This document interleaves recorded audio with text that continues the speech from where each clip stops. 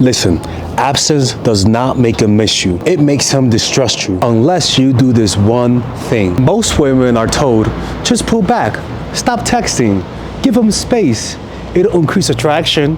The truth, that mainly hooks avoidant, emotionally unavailable men. And the messed up part about that, I used to teach that manipulative, anxiety-inducing, going straight to hell version of absence. The make him panic so he chases game. But now I'm reformed. I'm going to heaven. This method is designed to make long-term attraction, not by inflicting pain, but by making the thought of you and your absence so soothing and so pleasurable that he reaches out, not from fear, but excitement. In this video, I'm gonna show you how to use absence the right way to make a real, deep, and warm connection, not anxiety, which creates resentment. Let's begin with the video. So let's first start out with what women get wrong about absence. You use absence to show a guy that you're not needy, that you have other sources of self-esteem, that you don't completely rely on him to make your life, that he is not completely your purpose. Okay?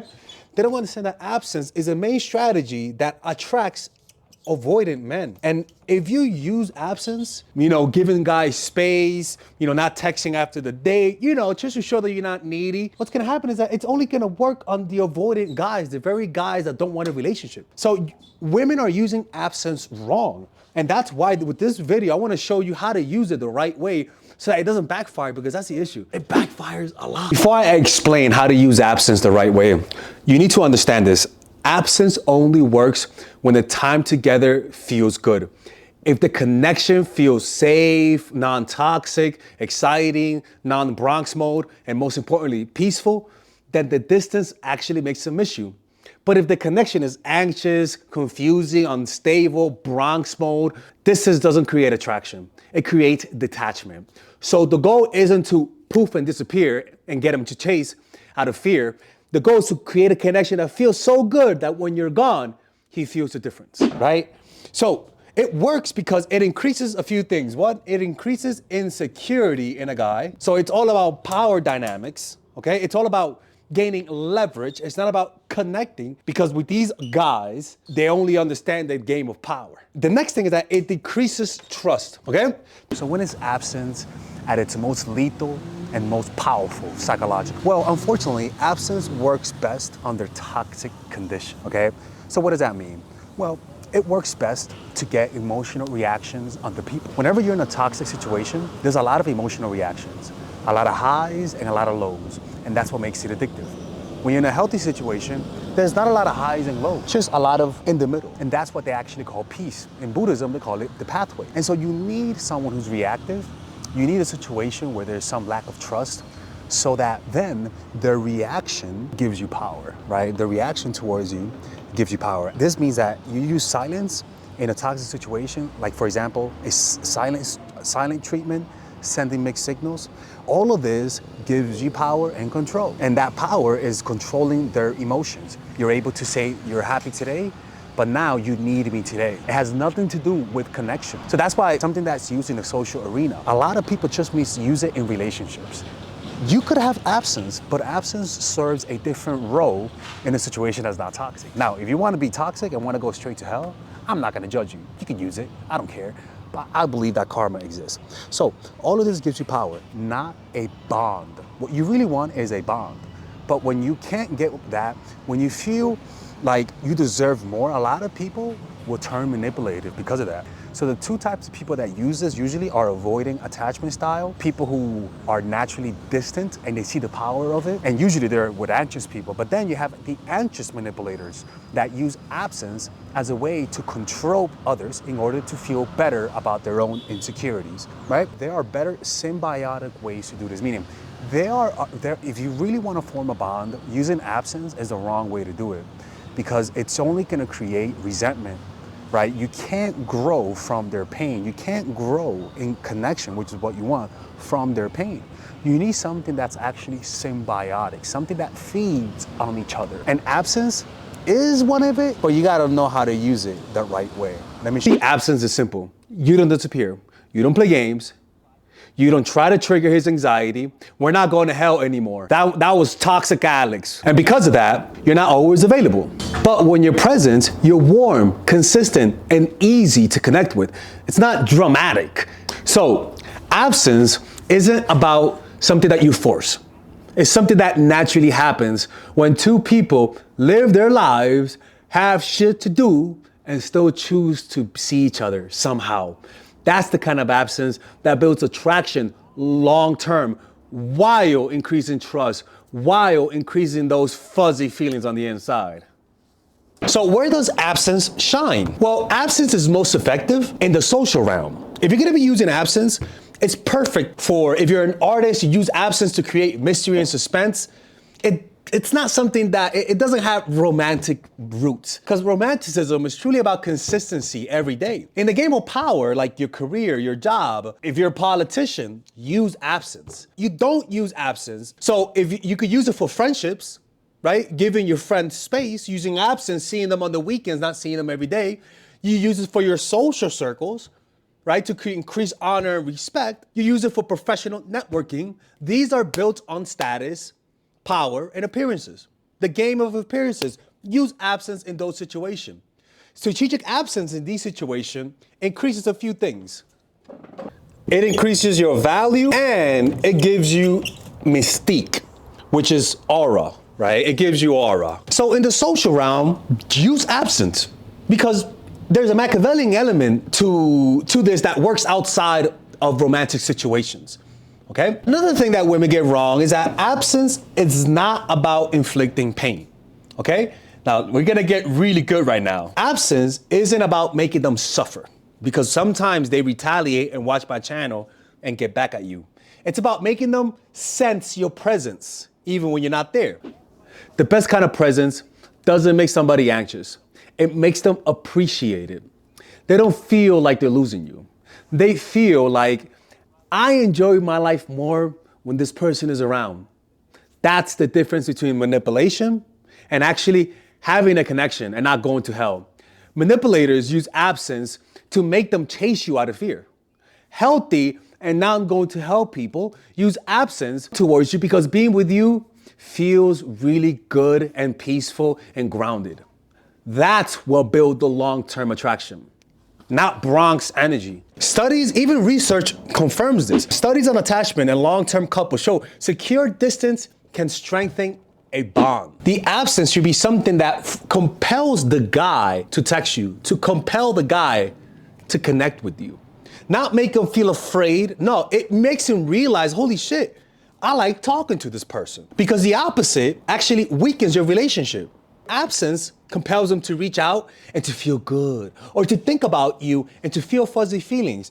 The insecure distance, though, it's mixed signals, unpredictability, it weakens trust, increases anxiety, gives you power. Well, absence is useful because it proves to the guy that you are a genuine source of happiness for them. I'm sad and depressed, I think about you and text you, and then I'm like, oh my God, talking to her makes me feel fuzzy feelings. I feel down, I'm really sad, and then I think about you, and then I go hang out, and I'm like, oh my God, like, when I'm alone and sad, I think about her, and I feel good because I know she loves me, right? So it's almost like I'm walking down the street, I go on vacation. I actually went on vacation one time to Colombia, and I was dating this girl back, it was almost like 10 years ago. And when I was on my trip, I was like, oh my God, I'm always texting her. And when she would text me, I will feel better than being on the trip itself. I realize it's not that it increases my anxiety, but that thinking about you feels better than having a Coca-Cola. Feels better. It soothes my feelings more than having a smoke. I realize how much happiness you bring me. It's not that you make me feel insecure, but that, oh my God, I feel happy at thinking about her. So it makes you miss each other and want to come back and see each other more. It's really different, the dynamics in that sense. Even researcher John Gottman concluded through his research that it's important that couples have at least 5 hours of quality time together per week can enhance the relationship. It allows each partner to maintain a sense of identity, reduce emotional burnout, which is important, right? And anyone who tries to guilt you into you spending time by yourself, it's problematic. Research suggests that autonomy within the relationship, when balanced with connection, predicts greater satisfaction, right? But what does it mean to spend time alone? Well, it says it here: journaling, reading, meditating, going for solo walks, working on personal hobbies or projects, simply resting or decompressing after a stressful day, saying, hey, look, man, I'm gonna be by myself. Playing games together, engaging in shared activities and hobbies, expressing affection. And the key is to do it intentional as a team, because you see the value in those things. In another study show that couples who do new activities together or arousing activities, meaning maybe you guys go climbing, mountain biking, maybe you guys join a running group, whatever, anything that's together, or maybe you guys build a sculpture, or maybe you guys do a drawing together. So that's one thing. And having an open mind with things, right? Maybe you guys, that's why, or doing something difficult together works so well. But other things that you guys can do is not just doing exciting things together, but also balance it with boring time. Because boring time is what creates the fuzzy feeling. Why? Because when you do boring things together, you guys are usually close and you guys are pretty static in terms of sitting, just watching TV or even going on a walk. But when you're doing those low calorie burning types of activities, you guys can touch each other softly, caress each other's hair, right? Soft touches with your hands and feet. And those touches relaxes you, makes you feel at peace. It releases oxytocin because of you do that through touch, not just through sex, right? Avoidant men are really big on this. Soft touches, soft caresses. Because it calms their nervous system. And when you calm their nervous system, cortisol goes down, which then opens the pathways for more, what you would call it, oxytocin receptors. Because cortisol blocks the receptors of oxytocin, so they can't really get as much. When you relax them, it releases GABA, which allows them to have more oxytocin, which then allows them to connect with you in the feminine way, right? They connect with you the feminine way through oxytocin, right? The masculine way is through vasopressin, okay? But it's important that you incorporate movement, challenging things, the masculine way, difficult things, overcoming things together, being part of a team, and the soft way, the feminine way, soft touches, allow them to relax, borderline go to sleep, okay? Now, you get the dopamine through fun moments, eating, cooking, having sex. Those things are great, right? But we want to diversify those biochemical reactions. And what happens is that you get them used to that state with them. The truth is, that feeling is very addictive. And so when you're not there, the reason why this is healthy is because when you're not there, it doesn't cause them anxiety or absence, because it's because it's a healthy one. They know you love them. So what happens in your absence? Like we talked about, you feel high off of them. You feel at peace. You feel happy. You don't feel like nothing's missing because you have everything you need is back home, right? Now, what are some examples of healthy absence? No, the first example is simply time apart. You guys go to work, you guys have goals, you guys have your personal interests. Maybe I like to play basketball and she doesn't and she stays home, right? Maybe I like to go out with my friends to do paddleball or to hike. Those types of things that involve other people who make you happy, right? Maybe you go see your parents, maybe you go do basketball, I don't care, okay? That time apart and personal interest is very natural and is really healthy for a relationship. Space to regulate emotions so that you don't overreact during conflict. That's another way to use conflict, to use absence. Each person having friends and hobbies and life outside of the relationship.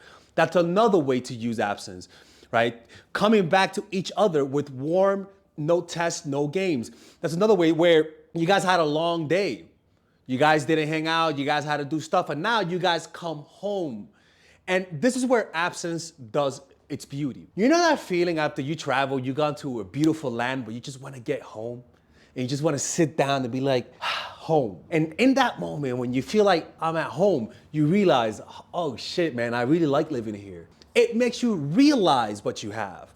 Not through absence, but when you return from the absence. A healthy guy misses you and is worried about your well-being. He stays calm, he may check in, but doesn't punish you, right? He uses time to reflect, not attack. It's really important. When you go absent and he's toxic, he might start acting manipulative against you, right? He might start trying to manipulate. So it's not about controlling you. His absence is all about regulating himself so that he could talk to you in a good way, right? And if you're away, he doesn't say, man, she must be trying to do that strategy. What the fuck? He says, I hope she's okay. Or I hope she's enjoying herself. Or, man, I wonder what she's up to. Not, is she cheating? Oh my God, no. It's more like, oh, she's not there. Oh man, I wish I could show her this. Let me send her this picture. A healthy and unhealthy guys might say the following. Oh, I gotta track your phone. Where are you right now? Are you cheating on me? He takes it personal. Maybe you haven't texted him in 3 hours. He might see it as rejection or abandonment, right? And he'll react by getting passive aggressive or being openly aggressive, right? And so he'll try to take control by being more absent, right? He tries to control you, not understand you. One feels, oh my God, like I want to talk to her because she makes me happy. The other one, the one who's going to hell, says, man, she must be fucking tired of Rome. Let me text her. Avoidant guys are very mistrustful. Now, unhealthy absence, what does it do? Now, unhealthy absence hurts the relationship when it, one, activates anxiety or insecurity, two, damages trust over time, four, is a weapon or a test, right? You use absence just to test whether or not he likes you, which means you're dating a guy who's not showing you clear signs, right? Unhealthy absence comes with mixed signals and emotional unavailability. You can't connect with people like that. You just can't. You gotta be able to use absence as a way to show to each other, yo, we make each other complete. So the missing you doesn't come with pain. The missing you comes with a pleasure. Oh man, just thinking about her makes me happy. I cannot wait to see her. I hope she's doing good. I just can't wait to hear what she did that today. It reinforces what you guys already believe about each other, It's completely different than what I teach on my channel, right? Completely different, but I do believe that's the truth. By the way, hit the like button, subscribe to the channel, and if you guys want to work with me one-on-one and get coaching, just click on the description down below and then you'll be able to book a one-on-one confidential phone call with me. Because it's not evil content. What I'm noticing with this style of attraction and using absence, this style isn't about making him miss you through pain. It's actually making him miss you through those positive feelings. It's why a happy child misses its mother, because its mother makes him feel good, not because his mother neglected him and he never felt love. And what this does actually is that whatever guy you're dating, if you apply everything that I said, it actually heals attachment styles. It heals. As long as you guys have open communication, when things are wrong or when when insecurities come up or when you have something that you want to say or some incompatibilities, as long as you bring it up, eventually this style of connecting heals any toxic motherfucker. As long as they're willing to change and as long as they're willing to put in the work and they're committed, this honestly is like therapy. I'm not even kidding with you. It's therapy because this happy feeling in your absence that he feels is the self-esteem that you need in order to feel good about yourself. You literally become their source of self-esteem. And you guys grow in self-esteem, which bonds you guys more together. It's actually a beautiful thing, people. I'm not even gonna lie. I'm gonna apply this in my life. I'm hoping that during the next girl that I date, I'm not evil and I'm not toxic. And I think this is gonna help me because I'm an avoidant people. At least I'm healing, right? I think I'm an avoidant and anxious. That's why I relate to these things so much. Not with all of it, because I know I generalize, but a good portion of it. Anyways, if you guys want to check out my course, The Commitment Formula, we talk about this. If you guys want to go deeper, the Father Alex is going to go much deeper on this course. We're going to be recording the first course in about 2 weeks. And if you're part of it, you guys can join me live on Zoom. And it's going to be really fun, man. It's a course about how to attract commitment to your life, how to repel the guys that don't want something serious. And it pretty much guarantees that if you do this, you will not waste your time. And eventually you're going to find someone that loves you for you. All right. It's going to be, I'm excited about this. Take care. You can pre-order the course under the description down below.